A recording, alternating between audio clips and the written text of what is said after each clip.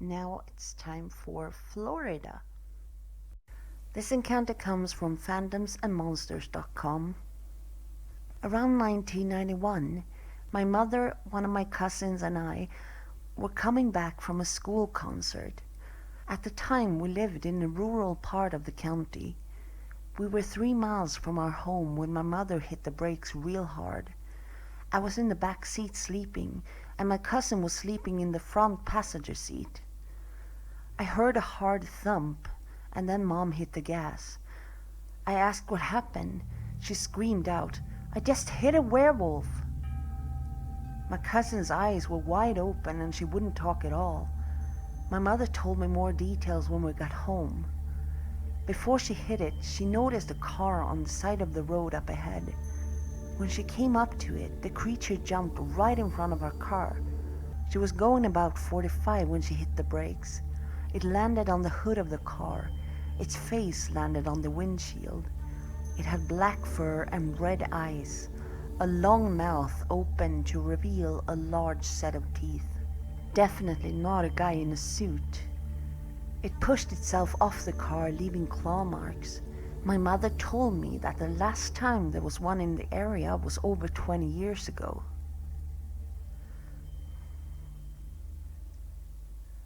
This person's next story comes from 2001. I worked maintenance between 10 p.m. and 4 a.m. For about a week I heard weird sounds coming from the back of the building, which has thick brush. Not the typical animal sounds. One night I heard a loud crash coming from the side entrance. I investigated to find a large garbage can was thrown on top of the roof and rolled off. I was thinking kids until I got a strong whiff of something nasty. It wasn't the trash.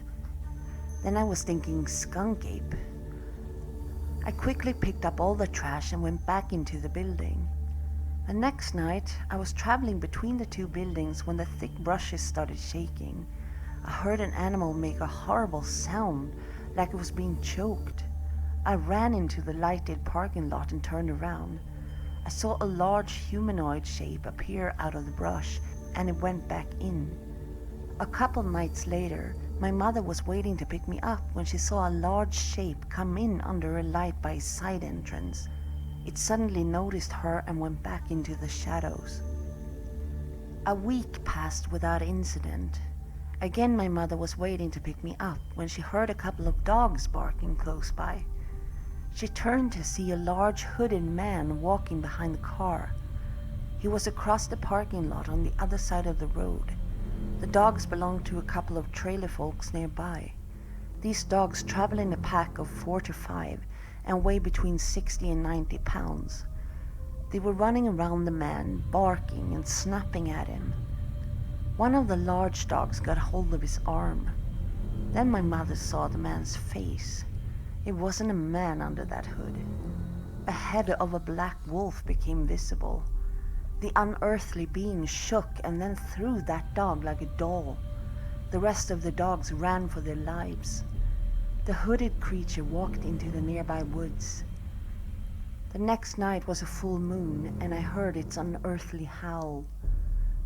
We never heard or saw it again. Now a housing project occupies the land where it once lived. This is the kind of story that really makes you think there is truly a part man in the man-wolf stories, but what that part really, truly is, it's hard to say. This story comes from the Unexplained Mysteries forum. I was traveling Highway 10 from West Coast to South Florida.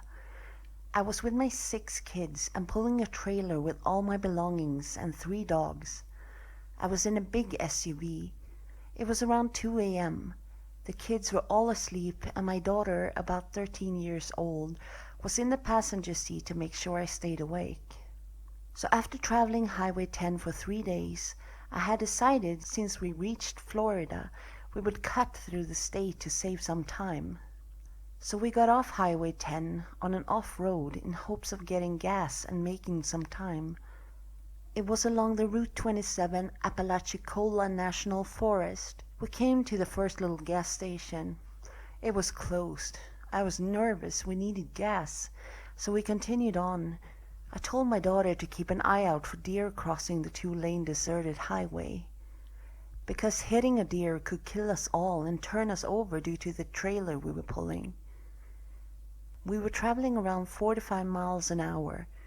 I remember this so clearly, like it was yesterday, but it was 3 years ago. We had our brights on because the road was dark and winding.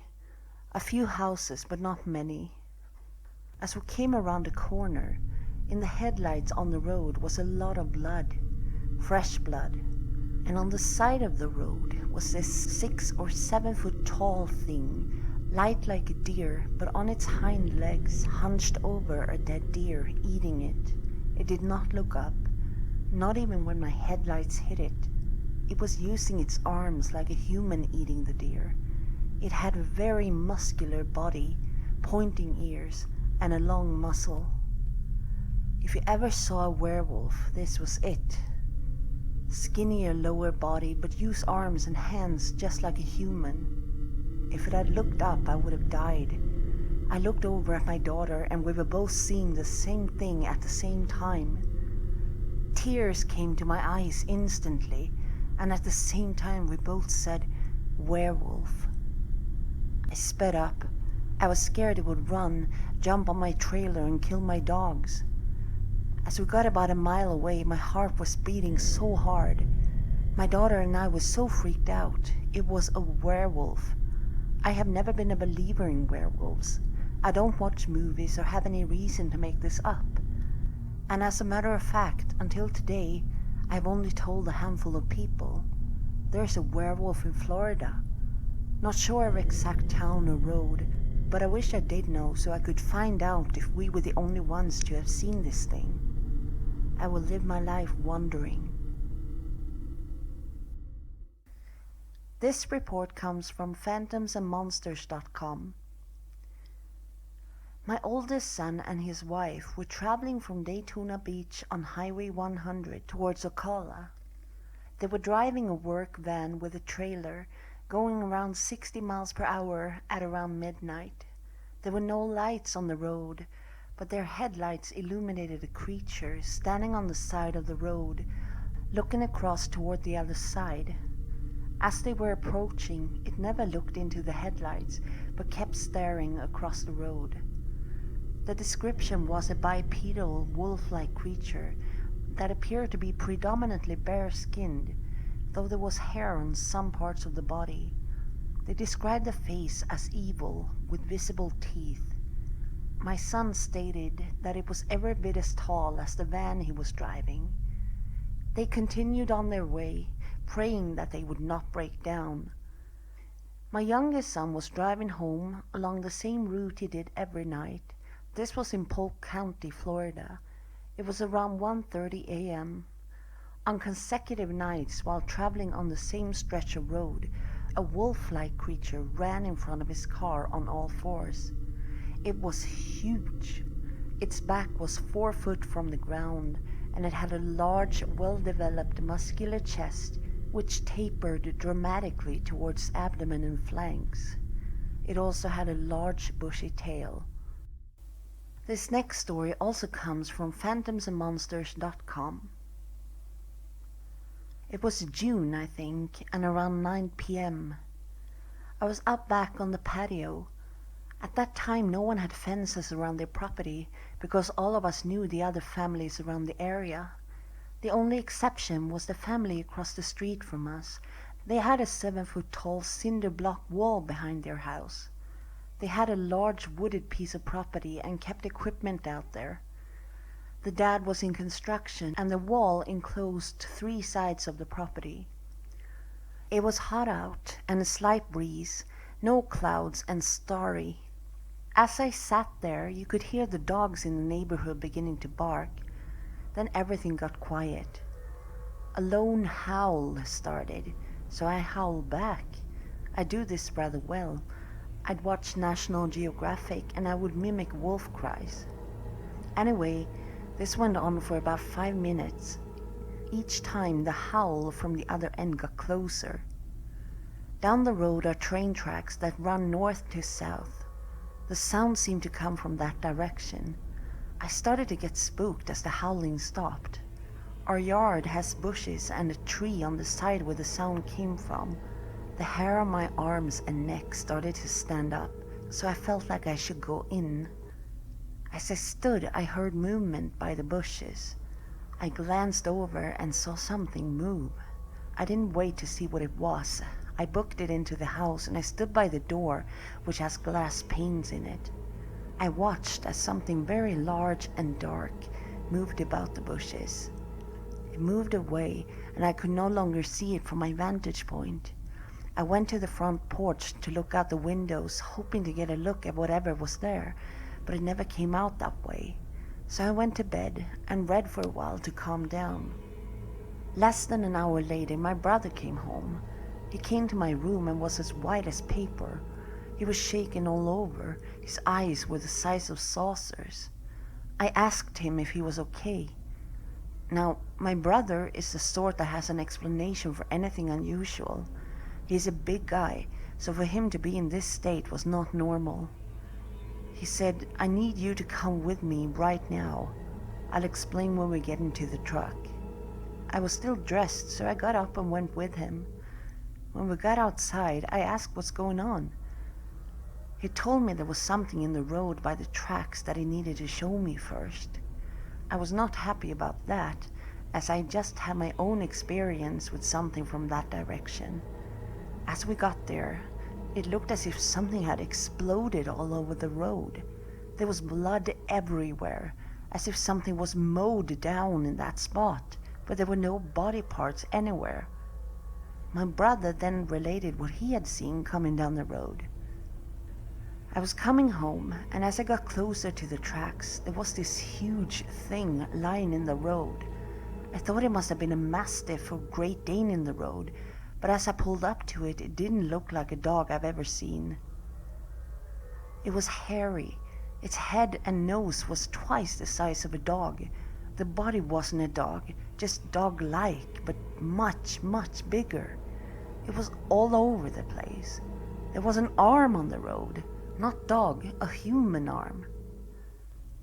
There was no trace of anything when we got there, and it was only minutes that it took us to get there. I said to get the hell out of there now, and we went back home. I told him what I had experienced just before he got home. A couple of days later, my sister came to me and said she has been seeing a large dog prowling around at night. It was huge, and she had seen it across the street as she sat on the porch. I told her what my brother and I saw, and not to be outside until we could find out what it was. We got together and decided to stake out the yard over the next night. Sure enough, it was back in the neighbor's yard. The thing was about the size of a Shetland pony, black in color.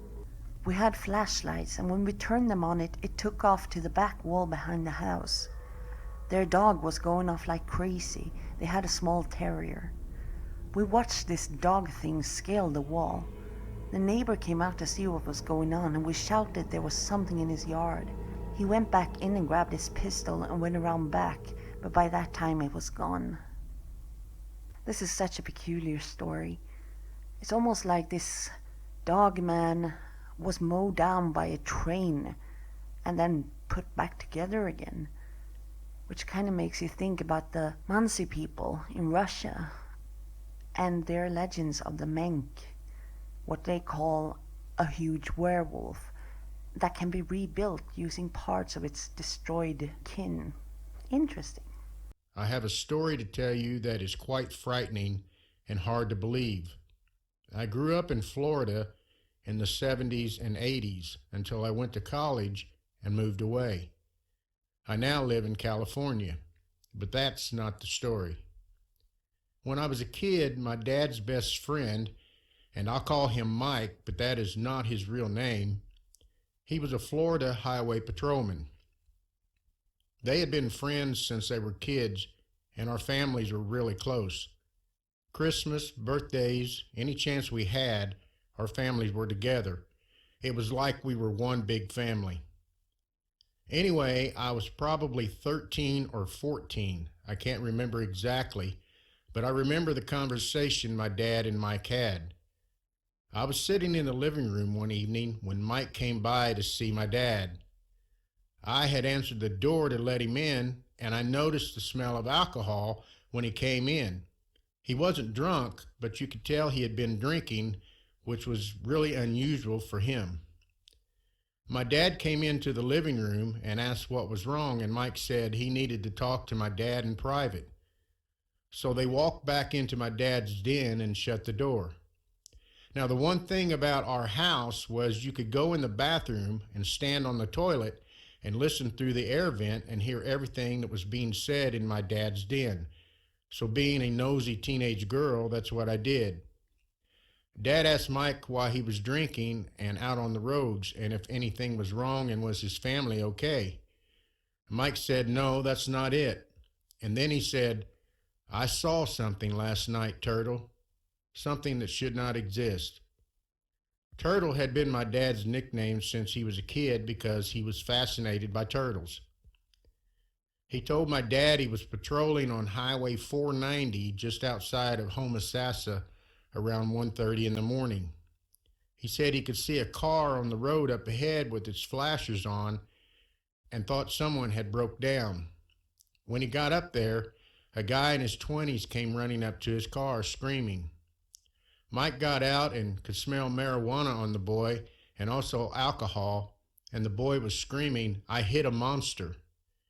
He told Dad he thought the guy was maybe on some hallucinogen and immediately put him in handcuffs and put him in the back of his patrol car.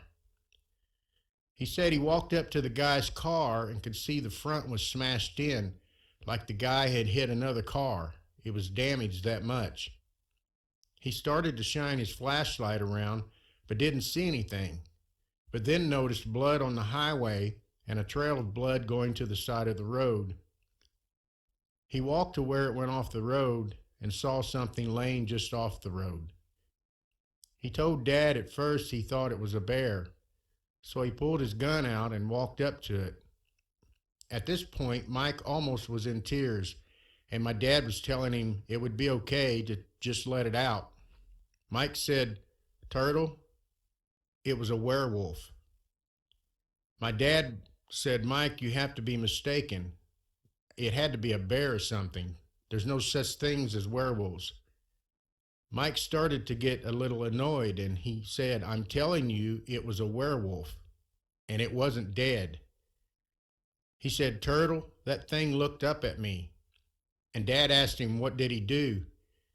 And he said, "I shot it 2 times in the head." He said that he was afraid that it was going to get up and that it was huge. He said a deputy showed up and came running over to where Mike was standing, and he started to freak out a little also. They went back to Mike's car and opened the door and asked the guy what happened and what that thing was. The guy said he was driving when this thing just ran out in the road and he hit it. He said it staggered over to the edge and fell. The kid said at first he thought he hit a person because it was standing upright, and so he got out of the car and ran over to it. He told Mike that's when he noticed him coming down the road. They radioed in and more officers arrived, and the shift supervisor told Mike he would need to make out a report. Mike asked him about the guy sitting in his car, and the supervisor told Mike that one of the deputies would transport him and that the guy had a large quantity of marijuana in the car and some baggies where he had been dealing and a pistol. So in Florida in those days, that's definitely some jail time. Mike was sitting in his car when a black car pulled up and 4 men got out and walked over to where the other officers were standing and was talking to them. Mike got out of his car and walked over, and one of the officers said, "This is the first officer that was on scene." One of the suit guys asked him if he shot it, and Mike said, "Yeah, it wasn't dead, and I didn't want that thing to get up." Mike said he asked them what the hell that thing was, and they basically ignored him. And then he said, "Who are you guys?" And one guy turned and said, "It's none of your business who we are." And then he said a big white box truck pulled up, and more guys in black cars pulled up. Mike said the supervisor came and told him that these guys were taking over and that we could leave. Mike asked his supervisor who they were, and his supervisor looked at him and said, "Mike, it's better if you don't know." Mike said the whole situation felt off, and he was sure those other guys were some sort of government entity. They wrapped that thing up in a tarp, and it took 6 guys to pick it up and put it in the back of that truck. They took the boy who was sitting in Mike's car and put him in one of the black cars and drove off. Mike drove back to the station to do a report, and when finished, he put the report in the supervisor's mailbox. He went home and said, "I tried to lay down and sleep, but that he couldn't get that creature out of his mind." He told Dad it was hideous and very, very big, and so he tried to calm his nerves a little with a drink or two. Dad told him he would drive him home and he could get the car the next day, so they left.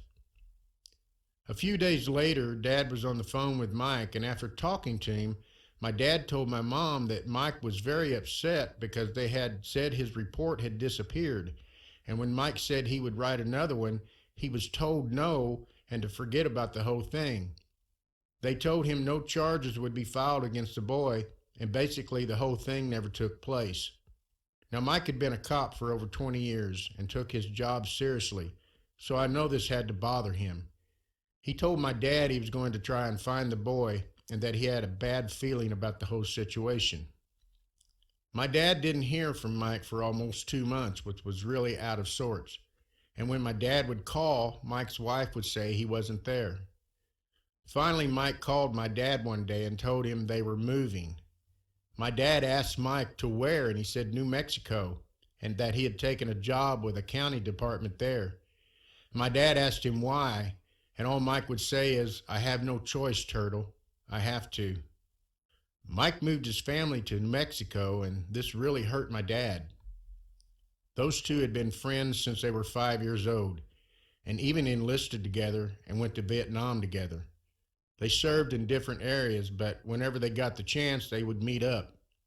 I think it was just knowing that each other was there that gave them both comfort. Now my dad's best friend was gone, someone who was a second father to me. Our family had been torn apart, and we didn't know why at the time. About 5 years later, my dad went out to see Mike and stayed there for a week, and Mike finally told him what happened. He said he found the kid and talked with him, and he told Mike that those guys in the suits had all the charges dropped as long as he never told anyone about what happened out there. And of course, the kid was more than willing to take that offer. He was probably looking at least a few years in jail. So Mike went to his supervisors to find out what was going on. His supervisor told him to leave it alone and that there were people involved that Mike didn't want to be on their bad side. Now, if you knew Mike, you would know he can't let things go.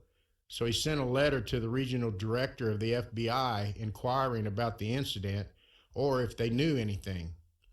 He never received an answer, and about a week later, some men showed up at his house and told him that he had a new job in New Mexico waiting for him and that he will take it. And his career in Florida was done. And then they said something to Mike that scared him more than anything had ever scared him before. They said, "Oh, by the way, your daughter did great in school today. She's really smart, isn't she?" Mike told my dad he didn't have a choice. My dad understood. And that was the last time they would ever see each other. About a year later, my dad would have a massive heart attack, and he passed away 4 days later. My mom and I were there, and so was Mike. Mike passed away in 2009, and he never spoke of that incident as far as I know ever again. That is the end of this as far as I know, but I never could understand why the secrecy and why try and run a good man's career. Thank you.